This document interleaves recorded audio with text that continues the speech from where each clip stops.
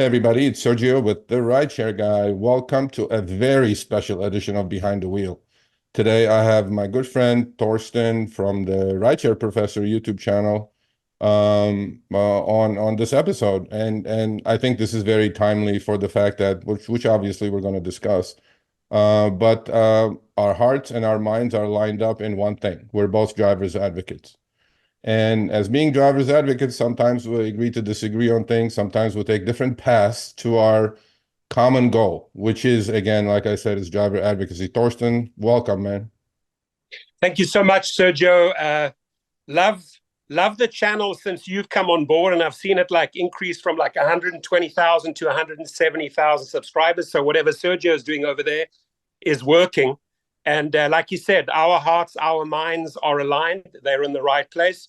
We haven't always agreed on every single issue, maybe here and there bumped heads, but that's what friendships are about, right? You discuss these things, you grow together, you learn from each other, you support each other. But I know Sergio as a warrior. I know him as the guy standing up for drivers and rideshare food delivery drivers. And I can say I play the same role, Yeah, I mean, I was going to say like, our destination is the same, right? Our end goal is the same.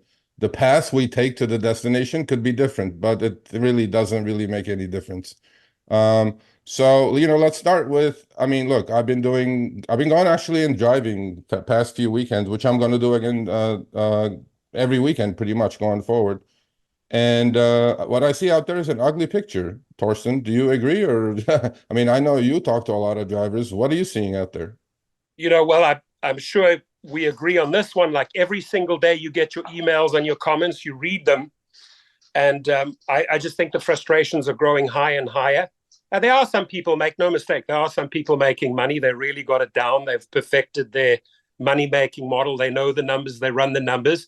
And you got to treat this as a business, right?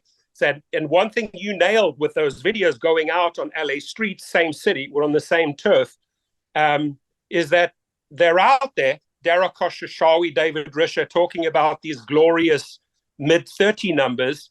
And when you go out there and do it yourself, and you're hitting half of that or barely half of that, and see them actually pushing out, oh, by the way, you can earn $16 an hour in Houston, Texas, that doesn't align with what they are portraying on Yahoo Finance, on Forbes, on Bloomberg. So, I would just hope that these CEOs just start telling the truth, right? Because drivers are not stupid. I think they think we're stupid. They do. But they do. They really do. So, and we're not. And we're out there. We're in the trenches. We have street smarts. We figure it out. And you can't fool us. You can't fool us in 2024. Yeah, I couldn't agree with you more. I mean, what happens is that we have a different way of going at it than you do and some other channels.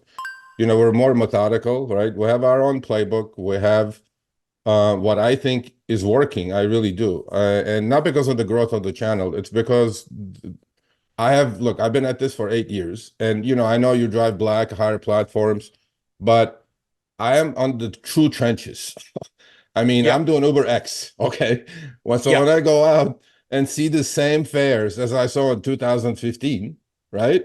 I go, there's something wrong with this picture. I mean, you don't have to be, a Harvard MBA to figure this out. Because you don't have $3.50 in 2015 is not $3.50 in 2024. Right. And you interviewing Len Sherman, I mean, the two of you together, you nailed it, right? The take rate is the take rate. It's the way we calculate the take rate. Don't bring up all these fancy uses. We know what the take rate is, and the bottom line is the graph's going like this, right? And not in our favor, in their favor. So understandably, that pressure cooker, right, is growing and growing and growing.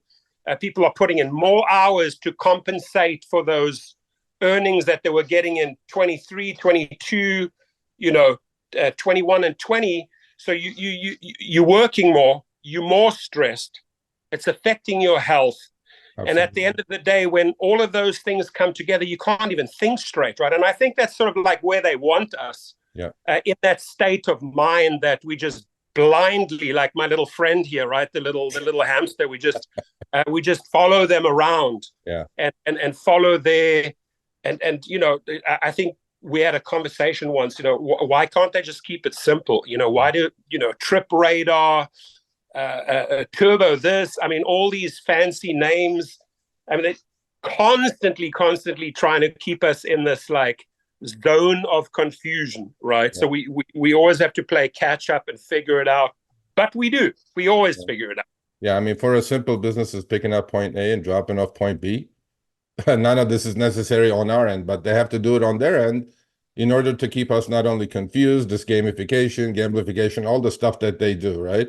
However, the community is growing, right? I mean, our community has grown immensely. Yours has grown immensely. There are other channels who are coming around now, growing. And what is happening, the shift that I see, the winds are changing, Torsten. Yes.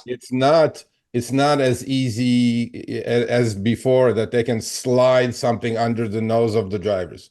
Because now we go, nope, that's not going to work. We're going to talk about it. And the wonderful medium, social media and YouTube is, it spreads out really fast. I mean, and to me, that's the major weapon that we have. But let's talk a little bit about other weapons that we have, right? Okay, the weapons that I have may not be the same as you have, but ultimately the goals are lined up, as we said.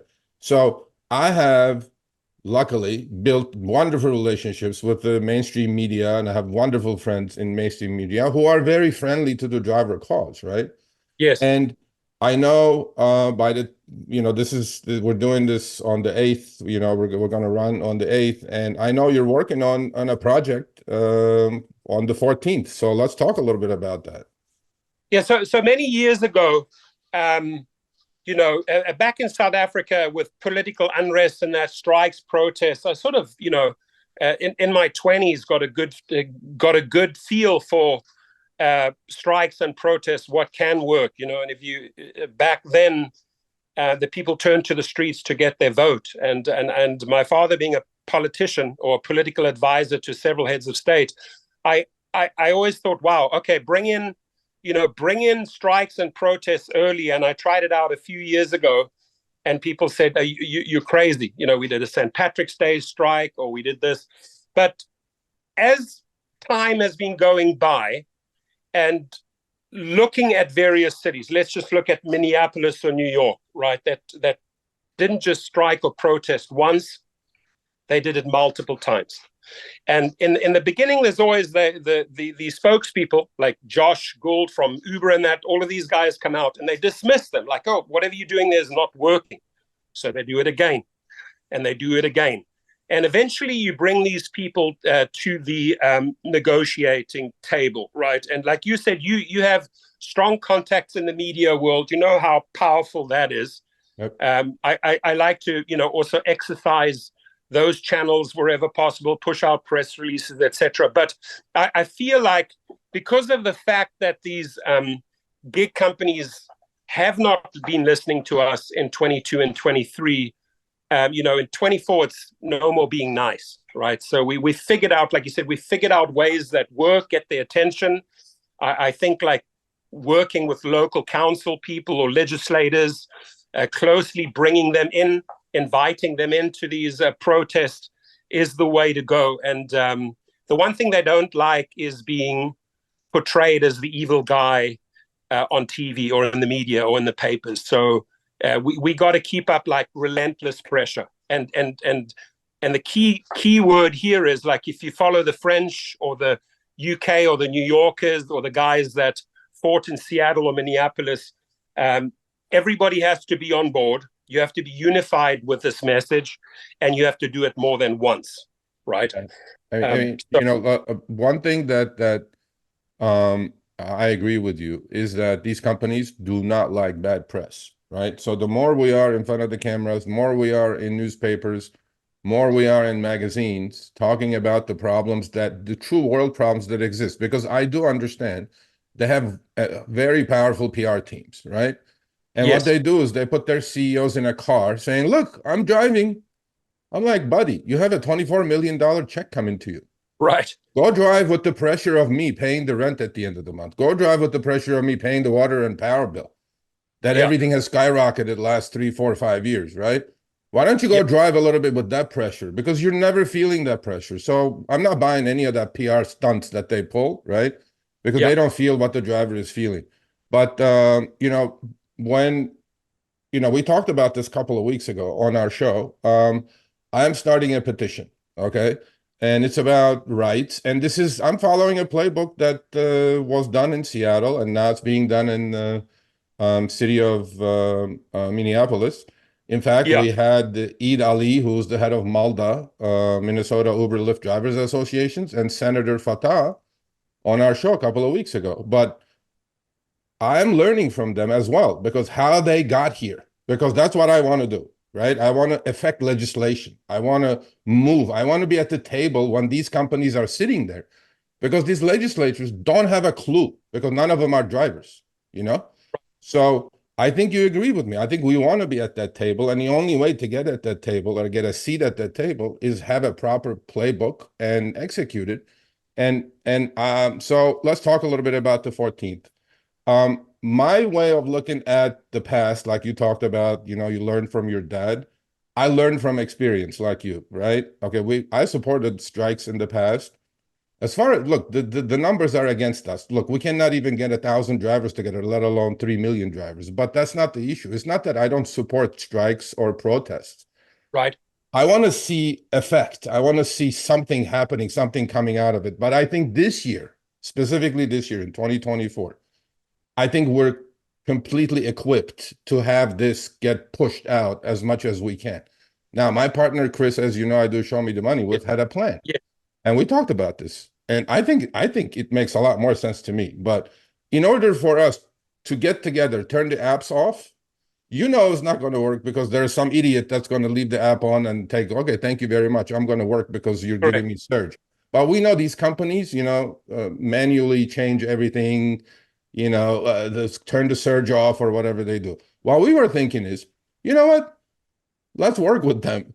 Don't turn the apps off. Leave the apps on and Yeah. decline and recline. Decline and recline. Don't even push the X button. Let it ping out. Let's mess up their algorithm. What are you thinking about that? Do you think that will No, work?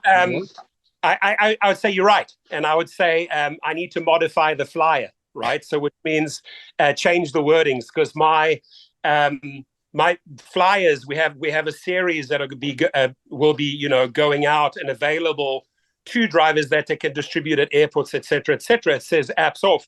But I think, Chris, and your strategy makes way more sense, because, okay, so what? The acceptance rate goes down, surges are going to go up, and I think you're just going to create a whole bunch of frustrated riders at the end of the day. They see all these cars on the grid, but they're like, damn, why are they not accepting my trip, right? Oh, well, guess what? We don't work for twosies and onesies and threesies anymore. In Exactly. 2024, you guys, I think you made a great video there the other day about $3. I mean, I've seen $2 swirling Oh, around, even yeah. on Yeah. delivery. $2, including tip. Yeah. And hey, go out there for 15 minutes. I mean, you do the quick math, you're at $8 to $10, which is like half of freaking minimum wage. I mean, come on, man. No, I Seriously. mean, yeah. But you know what? That's the other thing that I was going to talk to you about, but we'll talk about it now, is that there is a change of plans that has to happen. The community that we're trying to be the voices of is a very transitory community. By the time I get a hold of a newbie, he's quit already. You know what I mean? Right. But which one is the permanent one? The passenger is. And they Yeah. have 100, Uber has 142 million passengers, Yeah. Torsten. And I think half of them have hearts. I think I that's where we need to attack now. We need to go, hey, buddy, every single trip you guys do, you should talk to your passenger, be nice to them, and say, hey, how much are you paying for this trip? Because, we're trying to do our own research or something. Open a conversation. I think half of them have hearts. And once they keep hearing this over and over and over, that you're paying 20, I'm making 8, they're going to go, wait a minute, something is wrong with this picture, right? And I Yeah. think that's what we need to do in 2024. But as far as I'm concerned, for the 14th, right, I think that strategy will work better than turning apps off. But the other Agree. thing I can promise you and your channel and other channels out there who are for this kind of action, is I'm going to try to make all my journalist friends available to pay attention to this, to write before this event, to saying that there is something happening here. Drivers are not happy. And by then the petition will be out. I'm sure you'll support my petition. And then let's get this petition to like 100,000 signatures, because Yeah. we as driver block voting groups, we can affect legislation. We can affect local, elections. So these people who are going into city councils better know we're going to get your ass kicked out if you're not friendly to my cause. Right. And I mean, the key word there is like education, right? And the drivers and food delivery drivers are open to be educated. And once educated, they then educate their fellow brothers and sisters. Yep. So the bottom line is, I hear you pitching this a lot. I do the same. Hey, find out. There's an easy way to find out from your rider at the end of the trip. Hey, I wish you a wonderful flight, or I hope you have a great holiday. Enjoy your meal. And by the way, may I ask you what you paid for the trip? Because you're going to fall over when I tell you what I'm receiving, which I think once they hear that, like hear the number, the 20, 30% that you actually receiving, I think they're going to actually have a heart to tip you more. But we use this opportunity to educate, right? And then the big shift, as you correctly said, in 2024 is what works, what is getting the attention, right? So we look at a couple of the successful models, them working with their council members, them finding out who's in there, like who's in Dallas, who's in Orlando, right? Who are the players? So it is your role, dear driver, to really educate yourself and do a little bit of homework, get the names, get the emails, start contacting them, right? Protests are easy, right? You distribute the flyers, you choose a great location like an airport. Media love it because they get the opportunity to interview the rider and the driver. So airports are really the strategy. Sometimes you'll have to draw a license, or like, for example, in Minneapolis, they only allowed 100 in and the other 1,200 had to stay outside of the airport. But this is what's working. And at the same time, what the guys that you had on the show from Mulder, what they did so effectively is they found out who are the key players that really want our vote, that really want their names out. They want to keep their jobs, right? They want to keep their jobs. Of course. This is our strategy for 2024 is to really reach out to legislators, councilmen, councilwomen, protest effectively. Don't just protest once, but twice, 3 times, 4 times, 5 times. And they'll quickly change their tune. The other thing, Sergio, is, look, I'm all for keeping that title independent contractor, right? I don't think that switching this entire model to employer-employee model is going to be disastrous. Yeah. Right? It's not going to work. But if we have that title, then treat us as an independent contract. I don't want to see this bullshit like, oh, you got to take 5 out of 10 trips so you can keep the upfront information, right? I don't want to drive around like this. Yeah. And as a driver, I'm entitled to know where I'm going. I'm entitled to make a decision, yes or no. I won't hit that neighborhood or that neighborhood, right? Yeah. And the pressure and the threats, guys, CEOs, stop your bullshit threats, because you know what, I tweeted, or I tweet all the time, and the threats, the automatic, cut and paste BS emails that people receive. Oh, you're canceled again, I'm going to deactivate you. I know you have called an electrician or two or plumber to your house, right? They're true independent contractors. They come to you call them up, you go, I have a job for you. They go, great, what is it? And you go, well, I'm not going to tell you that until you get here. They go like, go up.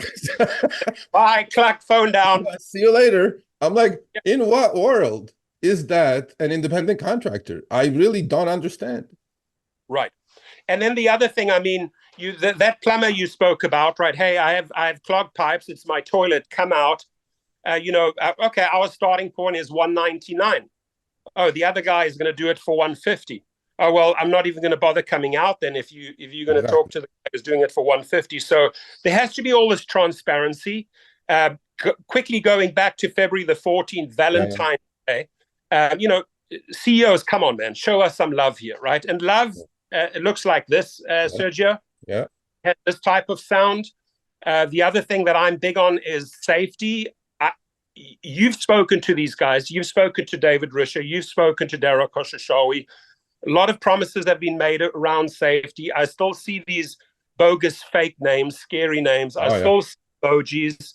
They have to start delivering, right? They can't just take $1 from anyone and everyone, right? So this third-party nonsense is also way too dangerous. People using their mother, their brother, and their uncle's account, way too dangerous. So it's, safety, better pay, obviously wrongful deactivations. I could have an extra show just on that, and we're up to about 4,000 cases that we've already filed against these gig companies.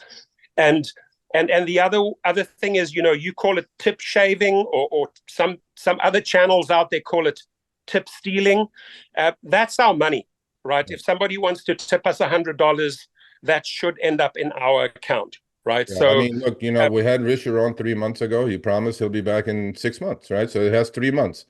And I call him out every week. I called him out after the New Year's glitch. I go, hey man, what's up? 3 months. You have 3 months to go. Nothing has been done. At least on, look, we're gonna see how it works in real life. At least Uber did a couple things that are positive. But look, again, these people, they just promise and under-deliver. Promise and under. If I did that as a driver, look, we ran the polls, Torsten. Everybody gave him 1 star. If I had that many 1 stars, I'd be deactivated by now. And if you be going out into the community and your everyday life with these double standards, I mean, your reputation is going to be ruined in no time. So it's really important that you hold Risher, to his word. Oh, absolutely. We got to call him back, or his assistant, Mrs. Moon, 6 months later, and say, listen, what have we delivered in the last 6 months? You said this, but enough. I mean, they'll go out there and use all this fancy language in front of the cameras, but they're not treating their work. The people that are actually going out there bringing in the wheelbarrows of cash, they're not treating them well. They know that. The investors know that. So, what they're not doing is, Torsten, they're not putting themselves in our shoes, right? Because they don't have to, I guess, right? I mean, but to me, the second they start doing that, they will create some goodwill. But let's talk a couple more minutes about the 14th, right? So my opinion of this is, if you want to turn your app off and don't work, and hopefully you're financially okay with it, go right ahead and do it. I support everybody's individual decisions. However, what I'm thinking is that, like Torsten said, one and done is not going to do this, right? But I feel like we have really good momentum built from the second half of 2023. And I think we need to build on this momentum. How do we do it? We use mainstream media. We try to get our friends to know about our problems. We have them write articles about it. We have them interview drivers. I don't care if I'm in front of the camera or he's in front of the camera. I rather have them talk to an average driver who's trying to put food on the table. You know what I'm saying? And I think that's the goal. I think the second goal is educate the passenger, because we're trying to educate the driver, but they're quitting before we can even get to them anyway, Very cool. Yeah. And to us is I think this game plan is going to work. And for the 14th, look, I'm all for it. I'm going to do everything in my power to put this in front of the media in as many possible ways as possible. And if that's my contribution, let it be. However, one other important thing that I want, Torsten to talk about is, in this world, right? I mean, look, I'm a capitalist. Torsten is a capitalist. There's no ifs and buts about this. But at some point, right, fairness has to come into play. And at the moment, when I go out and drive and I get a $3, offer to pick up a human being, drive a human being, and drop off a human being for $3 single, not going to work. Not going to work. And do that in Chicago, Sergio. Do that in Chicago. See what's happening over there. So,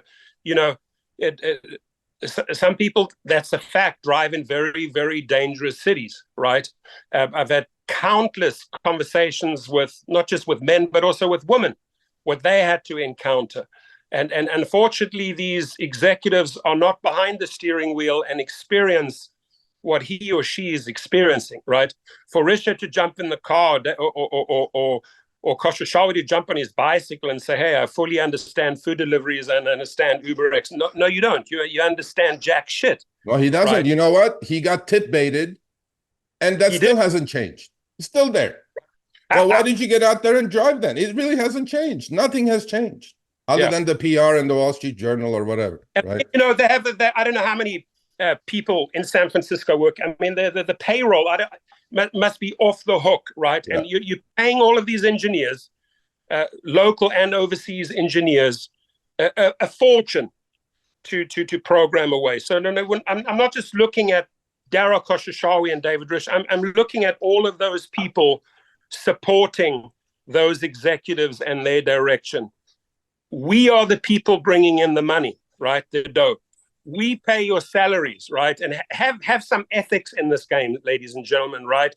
Have a heart. Be human, right? This is not just about writing programs to screw over drivers. You've got to,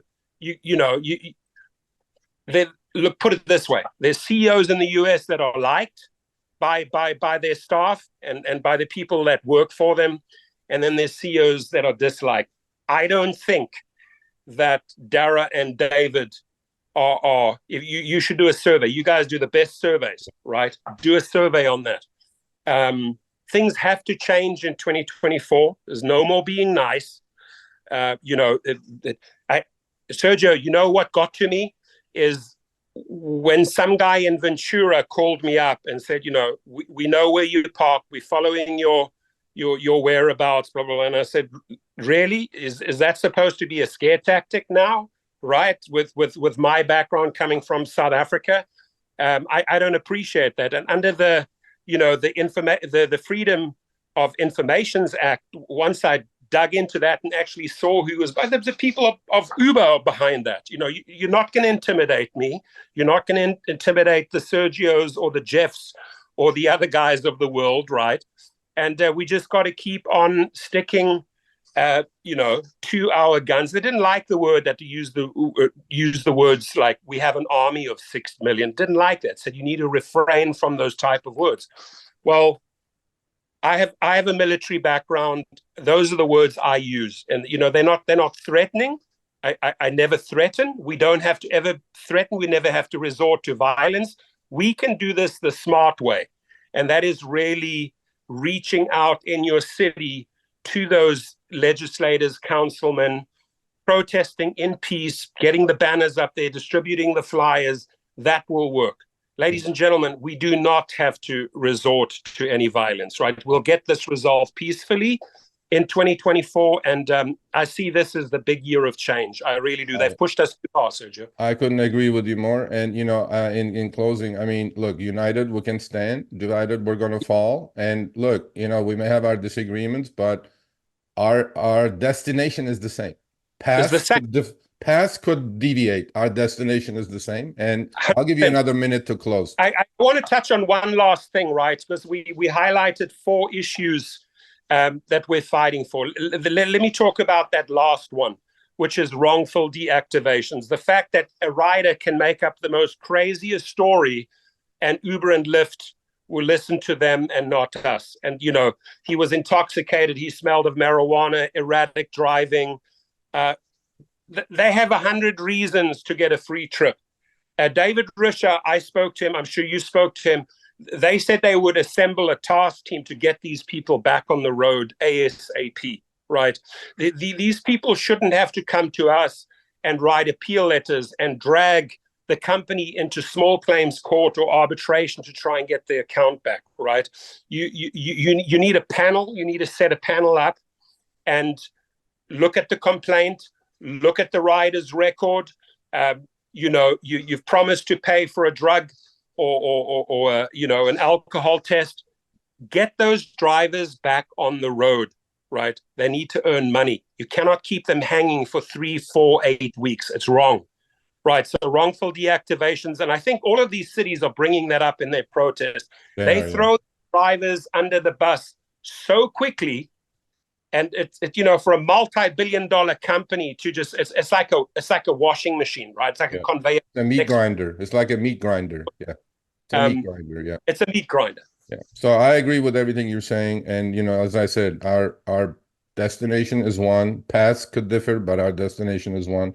I Correct. want to thank you for doing this with me. I really appreciate it. And by the time, everybody is watching this, we have the petition out. Look, we want to get this petition to 100,000, 200,000 signatures because I want this to be the biggest petition out there to ask for our rights and for the legislatures to understand that we do have the power to change things because one driver equals one vote. And that's what we need to work towards in 2024. And I believe we're going to do a good job. And I think we're going to have success.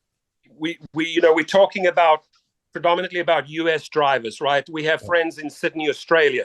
We have people driving in Cape Town, South Africa. We have people in Europe. We have in the South Americas, in Canada. So when we're talking about a global protest, everybody come on board. And why not also create your own petition in Australia, right? If you're not happy with your conditions, follow the playbook, follow the Sergio and Torsten playbook, get your petition going and work with your local Sydney councilman or your local Johannesburg councilman or your Vancouver or Toronto councilman, right?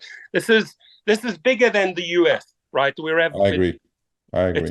It's a big project. I appreciate you having me on, and I appreciate you for giving me the time, Sergio. Oh, absolutely, man. So we will talk again. Obviously, we're always in touch, and I wish you the best of health and be safe.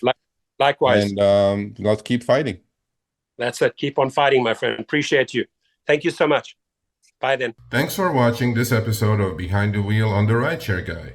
We've been doing these interviews for the past 6 months with very successful drivers from different cities around the nation. Click here for another episode.